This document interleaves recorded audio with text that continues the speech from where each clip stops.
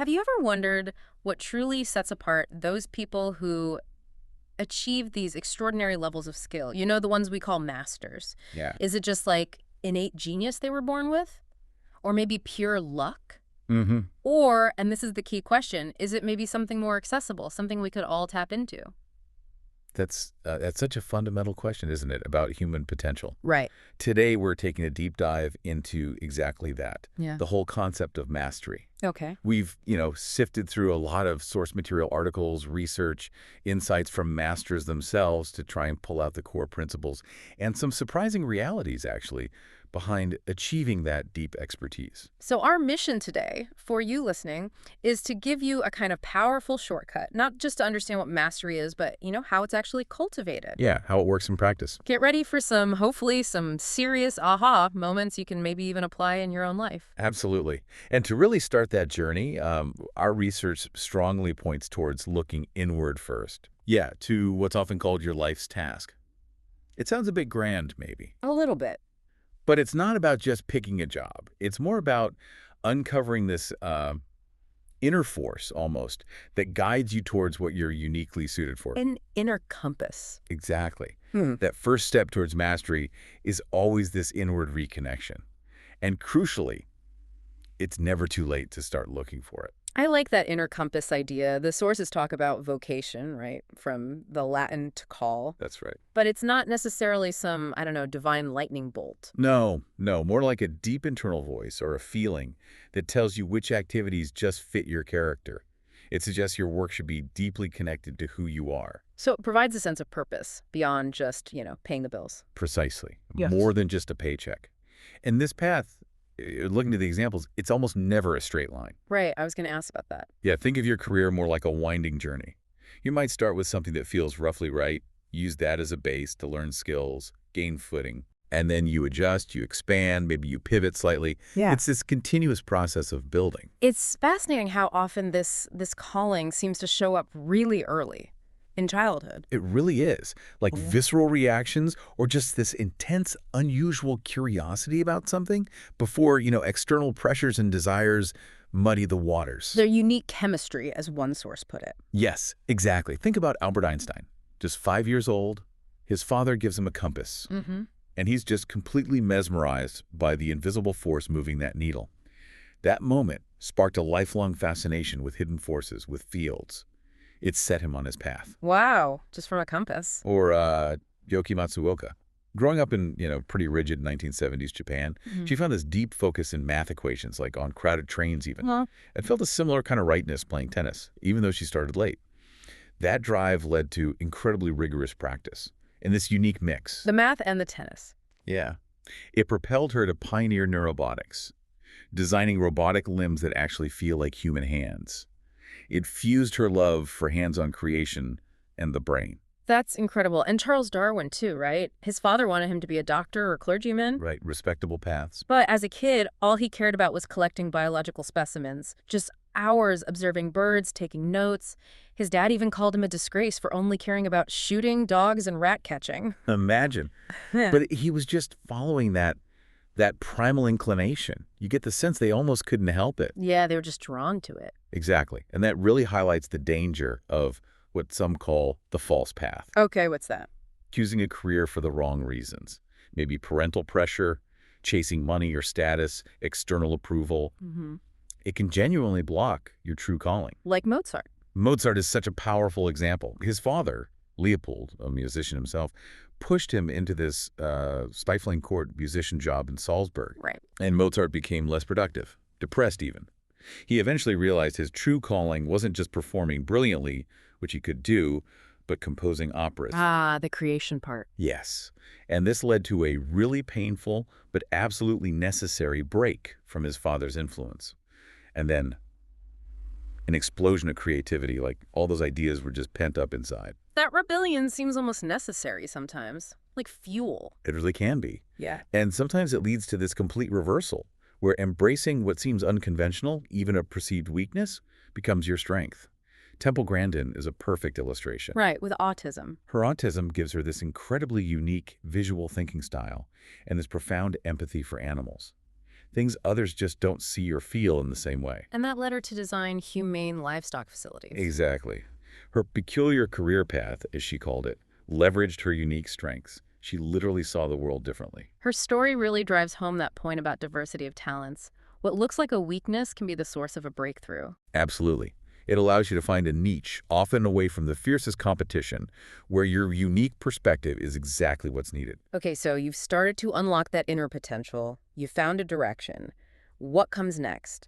The research points to this idea of the crucible of growth. Yes, the ideal apprenticeship. This is maybe the most critical phase after any formal education. It's a practical education. More than just learning skills. Much more. Its true goal is the transformation of your mind and character, grounding you in objective reality, preparing you for the creative challenges ahead. It's about how you think, not just what you know. And a key principle here seems to be learning over money. Vital, consistently highlighted, choosing opportunities for practical knowledge, for deep learning, over just a higher paycheck. It almost always pays greater dividends in the long run. Like Benjamin Franklin. Perfect example. As a printer's apprentice, he didn't just do the work. He secretly used the shop at night to study English newspapers, imitate their style, and teach himself to be a master writer. Wow, he turned his job into a school. He invested in himself. Or think about Martha Graham, the dancer. Okay. Early on, she took a well-paid job dancing in a commercial folly show. But she quickly realized it was draining her creative energy, making her dependent on the paycheck. That's a trap. It is. Right. She vowed never to accept commercial work again, to protect her artistic integrity. She focused solely on developing her unique dance language. Imagine walking away from that security. That takes serious commitment. Deep commitment. Yeah. And Zora Neale Hurston, another incredible example of self-direction. The writer. Yes. Faced with really limited opportunities as a Black woman in the early 20th century, she essentially created her own apprenticeship, working as a house cleaner. She'd steal moments to read books from the home she worked in, even memorized passages from a discarded copy of Milton's Paradise Lost. No way. Yes, she called it a strange sort of literary education. Later, she used her charm and intelligence to gain patrons, get a formal education at Barnard, and became this famous writer, drawing on all those diverse experiences. These stories are amazing. But this journey, this apprenticeship, it isn't always smooth sailing, is it? Far from it. A critical point in the sources is the importance of moving towards difficulty, towards resistance, challenges, even pain. That's where the real growth happens. Like Bill Bradley, the basketball player. He Yeah. wasn't a natural, right? Not at all. Lacked natural talent compared to others. But he overcame it through these incredibly rigorous self-devised practice methods. What kind of things? He'd wear special eyeglasses with cardboard blocking parts of his vision while dribbling, forcing him to feel the ball. He practiced in narrow ship corridors, walked down the street, focusing only straight ahead to develop peripheral vision. Intense. Incredibly intense, unseen work. But it developed what looked like apparent ease on the court. That visible genius came from invisible effort. That's powerful. And Henry Ford, too, faced massive failures early on. Oh, absolutely. His first two car companies failed completely. People in the business wrote him off. Must have been tempting to quit. Surely. But instead, he learned from every single glitch, every mistake. He saw them as a blessing in disguise that revealed fundamental flaws, often in how things were structured or funded. So not just technical flaws. Right. He realized meddling investors were part of the problem. This whole process toughened his spirit, gave him clarity, and eventually led to the success of the Model A and the assembly line revolution. He built mastery from the rubble. It's so easy to focus on the end product, the what, Yes, the shiny car, the amazing building. instead of the how, the process, the structure, the mechanics underneath. But true mastery, as we see again and again, combines both. Santiago Calatrava, the architect. He also became an engineer. He got that deep technical understanding. And that allowed him to infuse his architectural designs with this incredible sense of movement and dynamism. Bringing movement into architecture. Literally. Because he understood how buildings stand up, how the pieces fit together, so intimately he could push the boundaries of what they could look like. The how enabled a new what. And this all requires practice. Lots of it.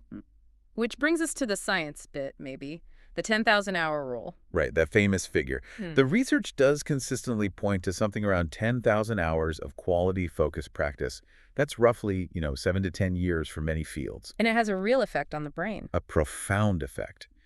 This focused, repetitive practice, often better in intense bursts, say 2-3 hours, than 8 hours diffused, literally hardwires neural pathways. It Yeah. frees up the conscious mind, the frontal cortex. Okay. And this leads to what's called tacit knowledge, that deep, intuitive understanding that's hard to articulate, and those moments of flow where you're just completely absorbed and performing effortlessly. Like Cesar Rodriguez Jr., the fighter pilot, Wow. the last American ace. A perfect testament. There- Not considered naturally gifted, initially overwhelmed by all the information in the cockpit. I can imagine. But through sheer tenacity, deliberate practice, hours on simulators, hours in the air, he developed this fingertip feel for the aircraft. His body learned to react faster than his conscious mind.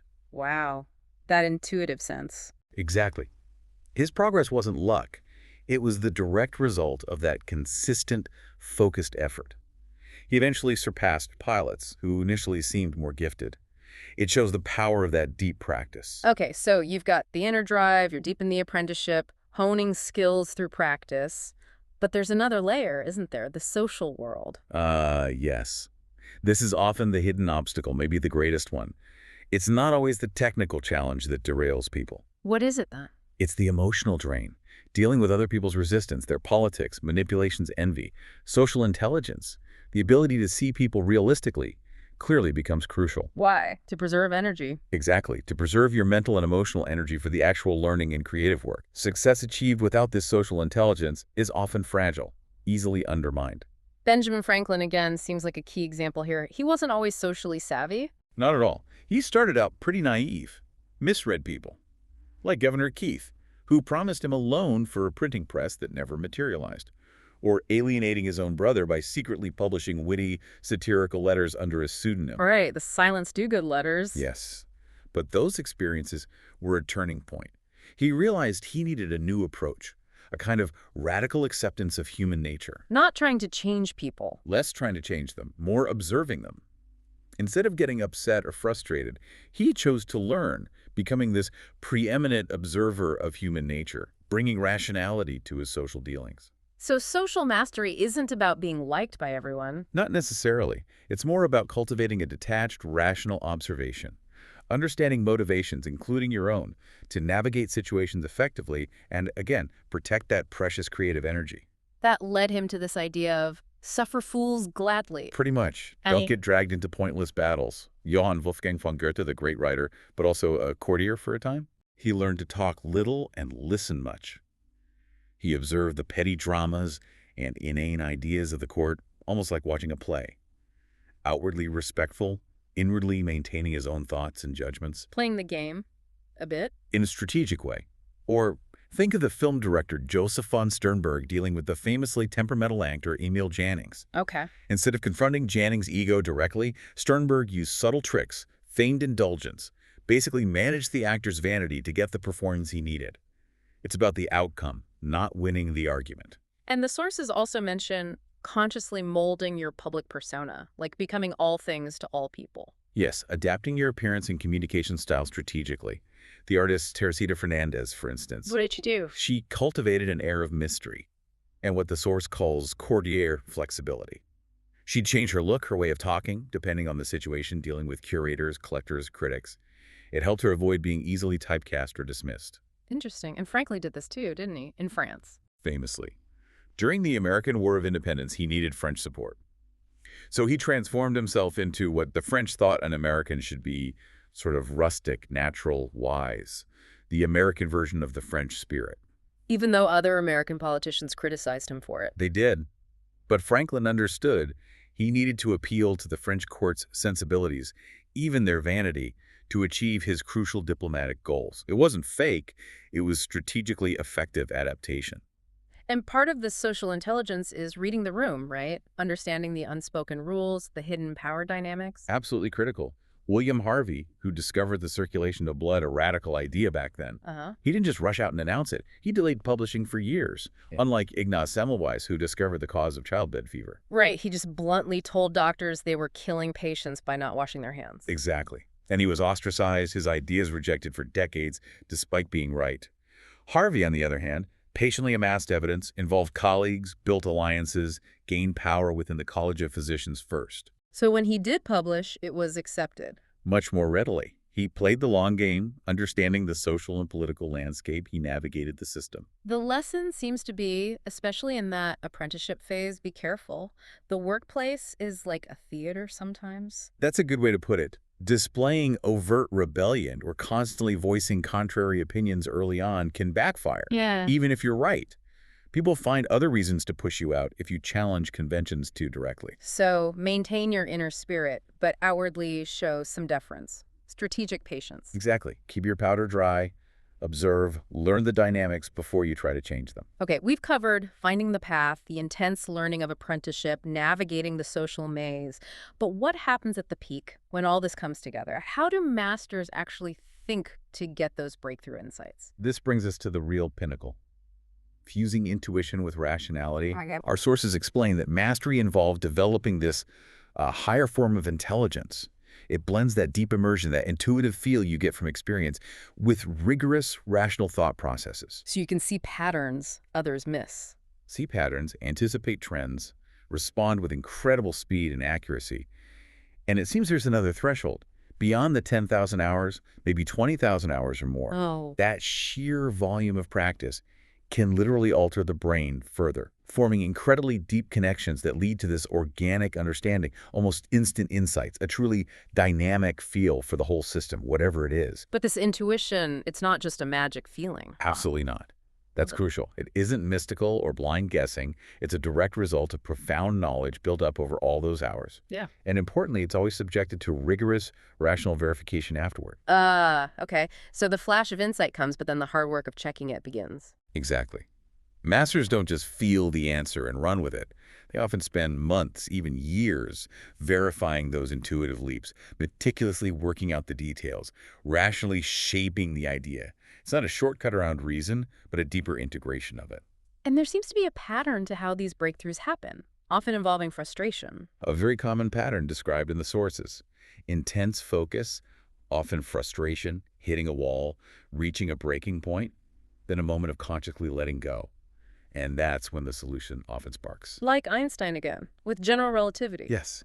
10 years of relentless thinking. Then one evening, he just decides, I give up for tonight.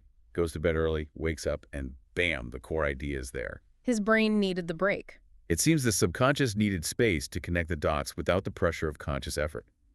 Richard Wagner, the composer, had a similar experience with Das Rheingold. The opera. Yeah, he'd worked himself into exhaustion, gave up for an evening, fell asleep in the woods, had this dream, and woke up with the opera's famous opening watery sounds fully formed in his mind. That moment of release seems key. It allows the brain to make new, fertile connections, breaking free from rigid thought patterns established by intense conscious focus. So how can we actively cultivate that mental flexibility? Combat the mind's tendency to get stuck in ruts. The research suggests several creative strategies. One is called negative capability. Okay, sounds intriguing. It's a term from the poet John Keats, but people like Einstein practiced it. It's the habit of suspending judgment, being able to hold opposing ideas in your mind without immediately needing to resolve them. Being comfortable with uncertainty. Exactly. And actively seeking out the unfamiliar, reading books way outside your field, talking to people with totally different perspectives. It just opens up the mental space for more possibilities. And another technique involves tacking into more primal ways of thinking, before language. Yes, reverting to primal forms of intelligence. Our ancestors thought much more in images, in spatial terms, before sophisticated language developed. Right. Masters seem to access this naturally. Like? Well, mathematicians like Jacques Hadamard often reported thinking in images, not equations initially. Michael Faraday literally saw invisible lines of electromagnetic force in his mind. Wow. Dmitri Mendeleev dreamt the structure of the periodic table. And Einstein, his famous thought experiments, imagining riding on a beam of light, falling elevators, moving trains, they were all concrete, visual scenarios. It's like using a different part of the brain. A different operating system, Yeah. almost. And then there's the power of connecting the micro to the macro. Focusing on tiny details to see big patterns. Precisely. Charles Darwin, again, to really nail down his theory of evolution, he spent 8 long years doing nothing but studying barnacles. 8 years on barnacles. 8 years. Because in those tiny creatures, he saw a perfect detailed corroboration of his grand theory. The micro confirmed the macro. Leonardo da Vinci did this too, right? With anatomy. Absolutely. dissecting cadavers, drawing every muscle, every bone, with painstaking detail. It wasn't just about painting accurately, it was about understanding the very essence of life. Huh. That's why his paintings feel so alive. The intense focus on detail reveals the whole.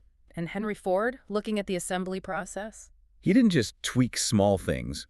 He observed men assembling cars, and then he flipped the perspective. He imagined the cars moving and the men standing still.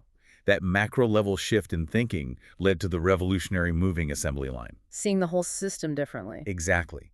And to truly get that wide perspective, the sources stress widening your vision deliberately, combining knowledge from different fields, stepping fully into other people's viewpoints. Like the linguist Daniel Everett studying the Purahan language. A fascinating case. Hmm. He initially struggled because, subconsciously, he approached them with academic superiority. Only when he truly let go of that, immersed himself in their culture, learned their hunting practices, felt dependent like a child, only then did he grasp that their language was inseparable from their daily life and environment.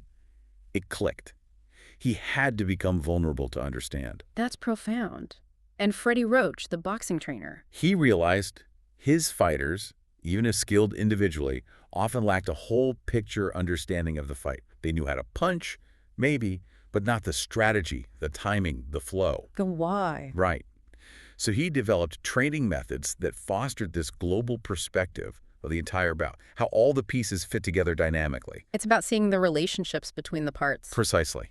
And perhaps the most striking example of this holistic dynamic understanding comes from the traditional navigators of the Caroline Islands in the Pacific. They navigate without instruments, right? Across vast stretches of open ocean, using this incredibly elaborate system based on deep connection to the environment, star paths, swells, watercolor, bird flight patterns. Yeah. And crucially, they often imagine themselves as stationary and the islands moving towards them. It's this deep, intuitive grasp of the entire dynamic system. It mirrors the kind of feel masters develop in any complex field. It all seems to lead towards this ideal of the universal man or universal woman, doesn't it? It does. Figures like Goethe, who managed to unify knowledge across poetry, science, administration, art, he wasn't just collecting facts. He was seeing the deep, organic connections between everything. Based on decades of deep observation and thinking. Yes. His mastery wasn't just in one subject, but in understanding the profound relationships between subjects, seeing the whole fabric. That's perhaps the ultimate aim of mastery, a mind that connects the seemingly disparate threads of reality. So let's try to recap this incredible journey. What have we really uncovered in this deep dive? Well, first off, it's definitely not some mysterious gift for a chosen few. Right, it's accessible. It's a systematic path. Often difficult, yes, but deeply rewarding. It starts with finding that inner calling, that life's task. Looking inward first. Then submitting to that rigorous apprenticeship. Prioritizing learning, embracing challenges, even failure as part of the process. And developing that crucial social intelligence, navigating the human element to protect your focus and energy. Absolutely. And finally, it culminates in that fusion of deep intuition, honed by thousands of hours of practice with rigorous rational thought, seeing the hidden patterns, the connections. The amazing thing is, the potential is there. You listening, you possess the capacity, the brain plasticity to pursue your own version of this. Your brain is literally designed for this kind of deep, focused learning. It takes commitment, definitely, patience, absolutely, a willingness to push through difficulty. And to see failures not as endpoints, but as learning opportunities. Exactly. Steps on the path. You know, in our world today, with so much information overload, this constant desire for quick fixes. Yeah, instant gratification. This journey to mastery, demanding time, deep focus, tolerating complexity, it feels almost countercultural. But maybe it's more than just personal achievement. I think it is. It's like a re-engagement with how our brains are fundamentally wired to learn, to connect deeply with reality. A re-engagement. I like that. So maybe the question we leave you with is this. What field, what area of life will you choose to explore with this renewed sense of purpose and perhaps a newfound patience for the journey?